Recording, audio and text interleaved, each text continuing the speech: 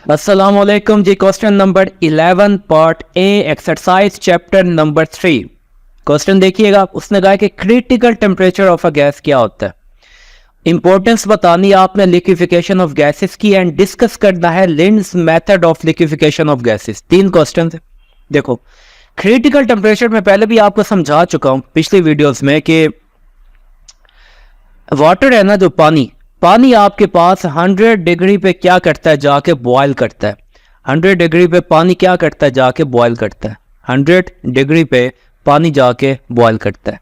Boil करने का मतलब कि पानी लिक्विड से या स्टीम में चला जाता है या लिक्विड से वो चला जाता है वेपर्स की फॉर्म में। कौन से टेम्परेचर पे जाके, 100 पे जाके। 100 पे जाके पानी लिक्विड से स्टीम में चला जाता है या वेपर्स में चला जाता है। 100 से नीचे जितना भी टेम्परेचर आपके पास होता है उसमें पानी आपके पास लिक्विड की फॉर्म में रहता है, गैस या वेपर्स की फॉर्म में नहीं जाता है, लिक्विड की फॉर्म में रहता है। सही हो गया। मतलब कि 100 एक ऐसा टेम्परेचर है आपके पास कि जिसमें आपके पास पानी वेपर्स में या स्टीम में चला जाता है, वेपर्स में या स्टीम में चला जाता है 100 पे। अच्छा, 99.9 पे आपका क्या ख्याल है? मतलब कि अगर 99.999 डिग्री सेल्सियस होगा तब भी पानी लिक्विड में ही रहता है, वो स्टीम में या वेपर्स में नहीं जाता है। 100 एक वो टेम्परेचर है कि जिस पे पानी लिक्विड, स्टीम या वेपर्स में चला जाता है। 100 के ऊपर जितना भी टेम्परेचर होगा वो स्टीम या वेपर्स में ही रहेगा। अब ये जो 100 डिग्री का टेम्परेचर है ना, ये वाला टेम्परेचर, ये उस पानी का क्रिटिकल टेम्परेचर कहलाता है, क्योंकि इस पे एंड इससे ऊपर आपके पास पानी अपनी स्टेट चेंज कर दिया उसने। अब तो उसने लिक्विड से वो दूसरी स्टेट में चला गया। तो वो टेम्परेचर कि जिस पे कोई भी मैटर अपनी स्टेट चेंज कर जाए, वो टेम्परेचर कहलाता है क्रिटिकल टेम्परेचर। क्रिटिकल का मतलब होता है, कहते हैं उस बंदे की तबीयत खुदा ना खास्ता क्रिटिकल है कि एज पे कभी भी कुछ भी हो सकता है। ये भी एज का टेम्परेचर है कि इसके ऊपर हमेशा वो चीज़ आपके पास स्टीम में या वेपर्स में या गैस की फॉर्म में एग्जिस्ट करती है। इसके नीचे जो भी टेम्परेचर होगा उसमें वो पानी आपके पास लिक्विड में एग्जिस्ट करता है। तमाम गैसेस का अपना अपना ये एक टेम्परेचर होता है। तो 100 डिग्री पानी का क्या है आपके पास, क्रिटिकल टेम्परेचर। सही हो गया। ये छोटा सा कॉन्सेप्ट मैंने आपको दिया है। अब इसको लिखना कैसे है वो मैं आपको समझाता हूँ। कौन कौन से पॉइंट्स आपने देने हैं लिखते हुए, किन किन चीज़ों का ख्याल रखना है आपने इस क्वेश्चन को अटेम्प्ट करते हुए, वो चीज़ें अब हम देखते हैं। तो सबसे पहले हमने क्या करना है, इसको इरेज करना है ताकि जगह बन जाए, आपको समझा पाऊँ। अब देखो, सबसे पहले क्रिटिकल टेम्परेचर की आ जाओ डेफिनेशन पे कि क्या होता है। क्रिटिकल टेम्परेचर वो टेम्परेचर होता है जिस पे substance can exist as a liquid. इससे ऊपर एक भी पॉइंट पे गए आप तो वो कहाँ पे चला जाता है, वो आपके पास चला जाता है कहाँ पे, अपनी स्टेट चेंज करके गैस में चला जाता है। तो 100 डिग्री पानी का क्रिटिकल टेम्परेचर था, यहीं तक वो एग्जिस्ट करता है। किस चीज़ में? यहीं तक वो एग्जिस्ट करता है आपके पास लिक्विड में। 100 के ऊपर जैसे ही जाएगा, 100.001 पे भी चला गया, वो कहाँ पे चला जाएगा आपके पास, गैस में। तो वो हाईएस्ट टेम्परेचर जिस पे कोई भी सब्सटेंस लिक्विड में एग्जिस्ट कर सकता है वो कहलाता है उसका क्रिटिकल टेम्परेचर। इसकी क्या इंपॉर्टेंस है, अगला पोर्शन था इसका। इसकी इंपॉर्टेंस ये है कि ये हमें वो हाईएस्ट टेम्परेचर बताता है कि जिसके ऊपर, विच और above it, below it, with continuous increase of pressure will bring about the liquefaction। कि इस टेम्परेचर के नीचे आ जाओ, 100 डिग्री है ना, ये आपके पास पानी का क्रिटिकल टेम्परेचर है।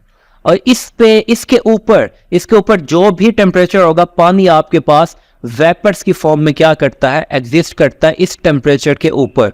वेपर्स या स्टीम की फॉर्म में इस टेम्परेचर के ऊपर पानी क्या करता है, एग्जिस्ट करता है। अच्छा, 100 के ऊपर जो भी है, 100 एंड इससे नीचे, 100 के नीचे वाले जितने भी टेम्परेचर है, पानी उसमें लिक्विड की फॉर्म में एग्जिस्ट करता है। तो प्रेशर इंक्रीज करने से इस टेम्परेचर के नीचे इस टेम्परेचर इतना डाउन कर दो कि आपके पास वो 100 से नीचे आ जाए, साथ साथ प्रेशर भी इंक्रीज करते जाओ, पानी अपनी स्टेट चेंज करके लिक्विड से गैस से लिक्विड में आ जाएगा। एंड इससे ऊपर आपके पास 100 के ऊपर, 100 एक लिमिट समझ लो पानी की, मैं पानी के एग्जांपल दिया, 100 एक लिमिट है। 100 के ऊपर वो चीज़ वेपर्स की फॉर्म में एग्जिस्ट करती है, 100 से नीचे वो चीज़ लिक्विड की फॉर्म में एग्जिस्ट करती है। 100 एक वाहिद टेम्परेचर है जिस पे पानी क्या करता है, वेपर्स एंड लिक्विड की दरमियानी स्टेट में एग्जिस्ट करता है। यूं समझ लो क्रिटिकल टेम्परेचर वो होता है जिसमें आपको पानी भी देखने को मिलता है, वेपर्स भी देखने को मिलते हैं। इसके ऊपर मुकम्मल वेपर्स या मुकम्मल गैस, इसके नीचे मुकम्मल लिक्विड आपको देखने को मिलेगा। दोनों इकट्ठे, जिस दो फेजेस जिस पे इकट्ठे टेम्परेचर पे देखने को मिले वो कहलाता है क्रिटिकल टेम्परेचर आपके पास। तो above critical temperature gas can not be liquefied, इसके ऊपर तो लिक्विफाई नहीं की जा सकती, इसके ऊपर तो होती गैस की फॉर्म में, इसके नीचे लिक्विफाई की जा सकती है। तो 100 क्रिटिकल टेम्परेचर है, इसके ऊपर वेपर्स, इसके नीचे लिक्विड। इस टेम्परेचर पे liquid solid, liquid and vapour दोनों स्टेट में आपको पानी दिखाई देगा। उम्मीद है आपको समझ आ गई होगी मैं क्या बताना चाहता था, इसकी इंपॉर्टेंस भी आपको समझ आ चुकी होगी। अब चलते हैं कि लिंड्स मेथड क्या चीज़ थी, इसने लिक्विफिकेशन ऑफ गैसेस में कैसा अपना रोल प्ले किया था। लिंड्स एक साइंटिस्ट का नाम था कि गैस लिक्विफाई कैसे होती है। इस मेथड में इसको समझने के लिए ना एक डायग्राम एंड एक कॉन्सेप्ट आपने समझना है, वो नेक्स्ट स्लाइड पे गिवन है। पहले वो समझते हैं, उसके बाद इस पे आते हैं। अगली जो स्लाइड है ना उस पे आओ। इसमें पूछा गया है कि जॉल थॉमसन इफेक्ट क्या होता है। सिंपल, आपने लिंड्स मेथड को समझने के लिए इस इफेक्ट को समझना बहुत ही ज्यादा जरूरी है। ये इफेक्ट क्या बोलते हैं, ये साइंटिस्ट का नाम था, उसने कहा जब किसी भी गैस को हाईली कंप्रेस कर दो, उसके बाद उसको अलाउ कर दो कि वो एक्सपैंड कर जाए, फैल जाए। पहले उसको हाई प्रेशर दे के कंप्रेस कर दो, इतना कंप्रेस कर दो उसके मॉलिक्यूल्स बिल्कुल नजदीक आ जाए। अब उसको एक्सपैंड कर दो लो प्रेशर रीजन में, वो आपके पास कूलिंग को कॉज करती है। इस चीज को यहां समझिएगा। ये वही लिंड्स मेथड ही मैंने यहाँ पे एक्सप्लेन किया हुआ, जो पीछे वो 3-4 स्टेप्स थे वही यहीं पे लिखे हुए, क्योंकि दोनों आपस में मिलते जुलते हैं। फ्रिज के बिना फ्रिज के पीछे आइस कैसे आपके पास पैदा होती है, या पानी आइस में कैसे जाता है, या ऐसी कूलिंग कैसे करता है। जितने भी आपके पास रेफ्रिजरेटर्स हैं, एसी हो गया, फ्रिज हो गया, ये तमाम कूलिंग कैसे कॉज करते हैं, वो इस प्रिंसिपल पे बेस करते हैं। इसको समझिएगा। इस फ्रिज को एग्जांपल लेके चलते हैं। फ्रिज के पीछे लगा होता है एक कंप्रेसर, यूं एक कंप्रेसर एक चीज लगी होती है। जब फ्रिज ऑन करते हो ना तो वो कंप्रेसर क्या करता है, अपने आसपास वाली एयर को, जो फ्रेश एयर होती है, उसको अपने अंदर यूं एकदम से क्या करता है, दबोच लेता है। एकदम से जब एयर वो अपने अंदर लेके आएगा तो उसका एकदम से हाई प्रेशर रीजन में चला गया, क्योंकि यहाँ पे जो एटमॉस्फेयर में एयर थी वो उसके दरमियान फासला काफी ज्यादा था मॉलिक्यूल्स के दरमियान। एकदम से इस लो प्रेशर रीजन में हाई प्रेशर रीजन में वो एयर चली गई है। हाई प्रेशर का मतलब अब मॉलिक्यूल्स के दरमियान फासला बहुत कम हो चुका है, ये हाई प्रेशर में चले गए। तो इन मॉलिक्यूल्स के का काम क्या होगा, ये कोशिश करते हैं कि किसी तरह से वापस उसी रीजन में जाए, क्योंकि गैस के मॉलिक्यूल्स स्टेबल नहीं होते हैं हाई प्रेशर में। उनकी कोशिश होती है कि वापस उस रीजन में जाए, लेकिन अब उन्हें बाहर जाने की जगह भी नहीं मिलती है। वो क्योंकि मुसलसल एयर का क्या होता है, इनपुट होती है, जो आ चुके हैं वो बाहर जाने का उन्हें मौका ही नहीं मिलता। कुछ चले जाते हैं, कुछ नहीं जा पाते हैं। तो होता क्या, एकदम से जब प्रेशर आपके पास, एकदम से एयर को जब अंदर लेके आया जाता है ना, तो हाई प्रेशर में वो आ जाती है। अब उसके बाद मूवमेंट का एक ही रास्ता है, तो वो इस डायरेक्शन में मूव करती जाए। अब यहाँ से मूव करते करते करते करते करते जब मूव करता है तो थक भी जाता है, थकता है तो उसकी काइनेटिक एनर्जी आहिस्ता आहिस्ता कम होना स्टार्ट हो जाती है। अब जब मॉलिक्यूल नजदीक आते हैं ना, एक चीज आपने याद करनी है, जब भी बॉन्ड बनता है ना, जब बॉन्ड बनता है या अट्रैक्टिव फोर्सेस डेवलप होना स्टार्ट होती है, तो एनर्जी हमेशा रिलीज होती है। एनर्जी रिलीज होगी तो आपके यूं समझ लो कि आपके पास वो एक्सोथर्मिक प्रोसेस है, वो जगह आपको गर्म दिखाई देगी। तो फ्रिज का बैक वाला हिस्सा आपको गर्म दिखाई देता है, फील होता है, क्योंकि जैसे ही एयर आपके पास के मॉलिक्यूल्स इकट्ठे एक जगह आके जमा हो जाएंगे, तो अट्रैक्टिव फोर्सेस नज़दीक होने की वजह से उनके दरमियान अट्रैक्टिव फोर्सेस डेवलप होना स्टार्ट हो जाती हैं।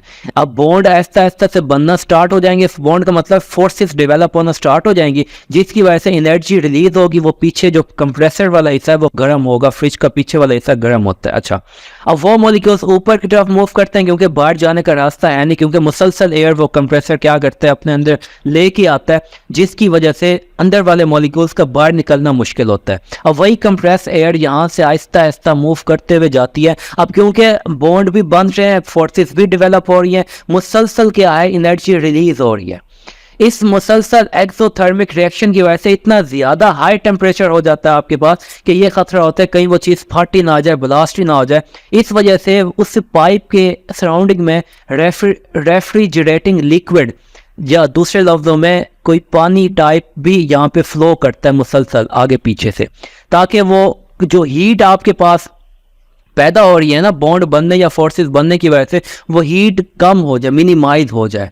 तो ये लिक्विड मुसलसल फ्लो करता है उस पाइप के सराउंडिंग में। ये मॉलिक्यूल्स मूव करते करते करते करते करते करते इस पाइप में आते हैं। अब हमने इस मॉलिक्यूल्स को इतना चलाना कि इनकी काइनेटिक एनर्जी खुद ही कम होना स्टार्ट हो जाए, थकना स्टार्ट हो जाए। तो अभी तक तो ये स्ट्रेट ट्यूब में ट्रेवल कर रहे थे, लेकिन अब देखो हमने आगे स्पाइरल ट्यूब लगाई हुई है।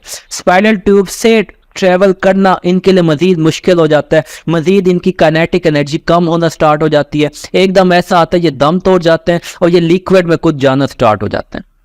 कहते हैं बस हो चुकी है, अब हम मजीद आगे नहीं चल सकते हैं।